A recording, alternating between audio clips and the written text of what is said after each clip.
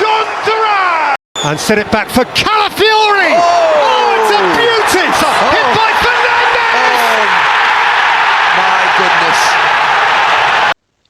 ሰላም ጤና ይስጥልኝ አሰላሙ አለይኩም ብያለሁ። ይህ የአንዌ ስፖርት ፕሮግራም ነው። እንኳን ወደ ቻናላችን ስለተቀላቀላችሁ እናመሰግናለን።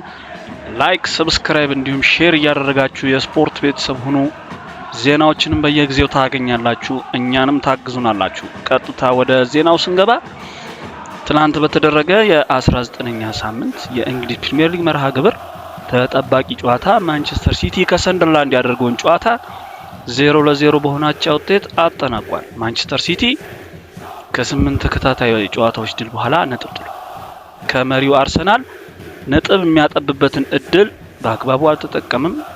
የሊጉ ደረጃቸው ከጨዋታው በኋላ ምን ይመስላል? ማንቸስተር ሲቲ 1 ነጥብ በማግኘት 41 ነጥብ ይዞ ሁለተኛ ደረጃ ላይ ሲገኝ ሰንደርላንድ በ29 ነጥብ ሰባተኛ ደረጃ ላይ ተቀምጧል። በቀጣይ መርሃ ግብር ማንቸስተር ሲቲ በኢትሃድ ቼልሲን የሚገጥም ሲሆን እንዲሁም ሰንደርላንድ ደግሞ በዋይት ሃርት ሌን ቶትንሃምን የሚያስተናግድ ይሆናል። ትላንት በተደረገው መርሃ ግብር ማንቸስተር ሲቲ ተጫዋች በርናንዶ ሲልቫ ሰንደርላንድ ምርጥ ቡድን ነው፣ ክብር ይገባቸዋል በማለት ተናግሯል። በተጨማሪም ነገር ግን እኛ ለዋንጫ ነው የምንፎካከረው፣ ከመሪው ላለመራቅ መጣር አለብን፣ እንደዚህ አይነት ጨዋታዎች ማሸነፍ ይጠበቅብናል ሲል ፖርቹጋላዊ ተናግሯል። እንዲሁም ዛሬ ማድረግ አልቻልንም፣ ብዙ እድሎችን አምክነናል፣ ነገር ግን በቀጣዩ ጨዋታ ማድረግ እንችላለን ብሏል። ውጤቱ አስከፍቶናል፣ ነገር ግን የውድድሩ አመት ገና ረጅም ነው የሚል መልእክት አስተላልፏል። እንዲሁም አሰልጣኙ ፔፕ ጋርዲዮላ ቡድናቸው በሰንደርላንድ ጨዋታ ያገኘውን 1 ነጥብ በጸጋ እንደሚቀበል የገለጸ ሲሆን ነጥቡን እንቀበላለን፣ ፕሪሚየር ሊጉ ገና ረጅም ጉዞ ይቀረዋል ሲል አሰልጣኝ ፔፕ ጋርዲዮላ ተናግሯል። ቡድኑ በሁለተኛው አጋማሽ ጥሩ መንቀሳቀሱን ያነሱት አሰልጣኙ በርካታ እድሎችን አልተጠቀምንም ብለዋል። አሰልጣኙ ፔፕ ጋርዲዮላ በንግግራቸው ወቅት የሳቪኒዮ ጉዳት ጥሩ እንደማይመስል ሲሉ ስለ ጉዳቱ ከባድ ሊሆን እንደሚችል ጠቁመዋል። እንዲሁም ሮድሪ በሱ ቦታ ላይ ምርጡ ተጫዋች መሆኑ ከረፍት በኋላ ባሳየው በ45 ደቂቃዎች አረጋግጧል ሲሉ ፔፕ ጋርዲዮላ ተናግረዋል። እንግዲህ የፔፕ ጋርዲዮላ ከ19ኛ ሳምንት የእንግሊዝ ፕሪሚየር መርሃ ግብር በኋላ ደረጃቸው ይሄን ይመስላል። በሌላ ጨዋታ ቶትንሃም ከብሬንትፎርድ ያደረጉት መርሃ ግብር እሱም 0-0 በሆነ አቻ ውጤት ተጠናቋል። እንዲሁም ሊቨርፑል ከሊድስ ያደረጉት ጨዋታ ያለምንም ግብ 0-0 ተጠናቋል። ትላንትና ሊቨርፑል ያንን ጨዋታ ቢያሸንፍ ኑሮ ከኋላ የሚከተለውን ቡድን መራቅ ይችል ነበር።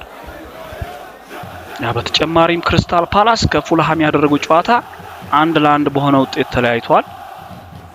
ጆኤል ማቴታ ክሪስታል ፓላስን ቀዳሚ ያደረገችን ግብ ማስቆጠር ቢችልም ከደቂቃዎች በኋላ ቶም ኬርኒ ለፉልሃም ማስቆጠር ችሎ ጨዋታው 1-1 ተጠናቋል። ትናንት በተደረገው ጨዋታ መሪው አርሰናል ፋታ ያገኘበት መርሃ ግብር ነው ሲባል ገልጾታል። እንዲሁም ከተከታዩ ማንቸስተር ሲቲ 4 ነጥብ በልጦ መገኘት ችሏል ማለት ነው። በሌላ ዘገባ የምዕራብ ለንደኑ ክለብ ቼልሲ ቦርዱ አሰልጣኝ ኢንዞ ማሬስካን በተመለከተ በትላንትናው ዕለት ስብሰባ ተቀምጦ ነበር። የክለቡ ቦርድ በስብሰባው አሰልጣኝ ኢንዞ ማሬስካን በክለቡ ስለሚኖራቸው ወደፊት ቆይታ ተወያይቶ ነበር። አሰልጣኝ ኢንዞ ማሬስካ በቼልሲ ቤት ያላቸው ቆይታ በአሰልጣኙና ክለቡ አመራሮች መካከል ያለው ግንኙነት እንዳበቃለት ለአሰልጣኙ ቅርብ የሆኑ ምንጮች ሲዘገብ ቆይቶ ነበር።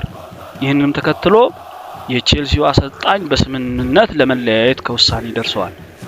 አሰልጣኝ ኢንዞ ማሬስካ ከ18 ወራት የቼልሲ አሰልጣኝነት ቆይታ በኋላ ክለቡን እንደለቀቁ ታውቋል። ከቼልሲ ጋር ለመለያየታቸው የመጀመሪያው ምክንያት የውጤት መጥፋት መሆኑ ተገልጿል። ተጫዋቾቹ በጉዳት ከሚመለሱበትና ጨዋታ ከሚሳተፉበት አሰራር ሌላኛው ምክንያት መሆኑ ተነግሯል። በዚህ ጉዳይ ጣልቃ እንዳይገቡ እንደማይፈቀድላቸውና የሚወስነው በሕክምና ቡድኑ ብቻ መሆኑ ተዘግቧል። ይህም አንዱ ምክንያት ነው። በተጨማሪም አሰልጣኙ ስማቸው ከማንቸስተር ሲቲ ጋር ተያይዞ መነሳቱ ከኃላፊነታቸው ለመልቀቅ ተጨማሪ ምክንያት መሆኑን ስካይ ስፖርት ዘግቦልናል። እንዲሁም ከዚህ በፊት ከማንቸስተር ሲቲ ሰዎች ጋር መነጋገራቸው 2 ጊዜ ለቼልሲ ኃላፊዎች ማሳወቃቸው ተነግሯል። ቼልሲ በቀጣይ ቀናት በምትኩ አዲስ አሰልጣኝ በኃላፊነት ማንን ይሾማል ተብሎ ይጠበቃል። የአሰልጣኙ የዋንጫ ስኬቶች በክለቡ የቅርብ ጊዜ ታሪክ ውስጥ እንደሚቀመጡ የገለጸው ክለቡ ላበረከታቸው እናመሰግናለን ብሏል። አክሎም አሰልጣኝ ኢንዞ ማሬስካ መልካሙን እንመኝልሃለን የሚል መልእክት ቦርዱ ገልጿል። ያው ኢንዞ ማሬስካ ቼልሲን እየመሩ 92 ጨዋታዎችን ያደረጉ ሲሆን 55 ጨዋታዎችን ማሸነፍ ችሏል። አሰልጣኝ ኢንዞ ማሬስካ በቼልሲ 2 ዋንጫዎችን አሳክቷል። ኮንፈረንስ ሊግ እና እንዲሁም የዓለም ዋንጫ የክለቦች ዋንጫን አሳክቷል። አሁን ላይ ያው እየተነገሩ ያለው ኃላፊነት ቦታውን ለመረከብ የስትራስቡርጉ አሰልጣኝ ሊያም ሮዚኒየር በቀዳሚነት እየመሩ መሆኑ ተገልጿል። ከዚህ በፊትም የተነሳው የክሪስታል ፓላሱ አሰልጣኝ ኦሊቪየር ግላስነር በቼልሲ አሰልጣኝ ዝርዝር ውስጥ እንደሌሉ ተጠቁሟል። ቼልሲ ላይ አሁን ላይ አዲስ አሰልጣኝ ለመሾም ስራዎችን መሰራት እንደጀመሩን ገልጸዋል። ያለፉት 3 ጨዋታውን ማሸነፍ ያልቻለው ቼልሲ ከሊጉ መሪ አርሰናል በ15 ነጥቦች ርቆ 5ኛ ደረጃ ላይ ነው የተቀመጠው።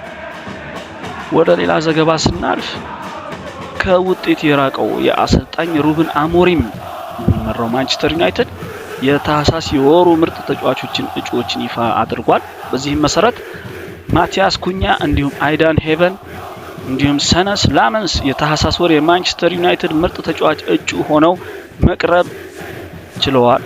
የወሩ ምርጥ ተጫዋች ማን ይሆናል? ኮሜንት ላይ እናስቀምጥ። በሌላ ዘገባ በጣም በፍጥነት እድገት እያሳየ የሚገኘው የሳውዲ አረቢያ እግር ኳስ ትናንትና በሳውዲ አረቢያው ሮሽን ሊግ የወርሃ ታህሳስ የወሩ ምርጥ ተጫዋች ይፋ አድርጓል። በዚህ መሰረት የአልኢትፋቁ አማካኝ ጌኒ ዋይናልደም የወሩ ምርጥ ተጫዋች በመባል መመረጥ ችሏል። ዋይናልደም በወሩ ባደረጋቸው ጨዋታዎች 5 ጎሎችን አስቆጥሮ 1 ለግብ የሆነ ኳስ አመቻችቶ ተቀብሏል። ወደ ሌላ ዘገባ ስንገባ የሪያል ማድሪድ ተጫዋች የነበረው ሰርጂዮ ራሞስ ሲቪያን ለመግዛት ጥያቄ አቅርቧል። ይህ የስፔናዊ ተከላካይ ስፍራ ተጫዋች ሰርጂዮ ራሞስ የላሊጋውን ክለብ ሲቪያን የመግዛት ፍላጎት እንዳለው ተገልጿል። ሰርጂዮ ራሞስ አሁን ላይ የክለቡን ድርሻ ለመግዛት ጥያቄ ማቅረቡን የስፔን መገናኛ ብዙሃኖች እየዘገቡ ነው። እንዲሁም ራሞስ ከሌሎች ፈላጊዎች አንዱ መሆኑ ሲነገር የተሻለ ጥያቄ ያቀረበው እሱ መሆኑ ተነግሯል። ይህን ግዢ የሚያሸንፍ ከሆነ ወደ ልጅነት ክለቡ በባለቤትነት የሚመለስ ይሆናል ማለት ነው። በሌላ በተጠናከረ ዘገባ ደግሞ የዌልሳዊው እንዲሁም የቶትንሃም ሆትስፐር ዊንገር ብሬነን ጆንሰን በ2026 የጥር ዝውውር ወደ ክሪስታል ፓላስ ለመቀላቀል ተስማምቷል። ዝውውሩ በአንድ ዙር 35 ሚሊዮን ፓውንድ እንደሚሆን እየተገለጸ ይገኛል እና ጆንሰን የግል ስምምነቱን እንዲሁም ሕክምናዊ ምርመራውን በመጨረስ ላይ መሆኑም ተዘግቧል። ይህ የ24 ዓመት ወጣት ጆንሰን ያለፈው ዓመት የቶትንሃም ከፍተኛ ግብ አስቆጣሪ ነበር። እንዲሁም የአውሮፓ ሊግ ፋይናል ያሸነፉበትን ግብ ያስቆጠረው እሱ ነበር። በዚህ ዓመት ግን የጨዋታ እድሎችን ማግኘት እድሉ በጣም ቀንሶ ነበር። ክሪስታል ፓላስ ጆንሰንን የአጥቂ መካከል ዋናና አስፈላጊ መግቢያ ብለው ይመለከታሉ። ምክንያቱም ቶትንሃም ሆትስፐር በፕሪሚየር ሊግና በአውሮፓ ውድድር ውስጥ እየተወዳደረ ነው። ውጤትም የራቀው ቡድን ነው። እንግዲህ የዛሬ ስፖርት ዜና ዘገባችን ይህን ይመስላል።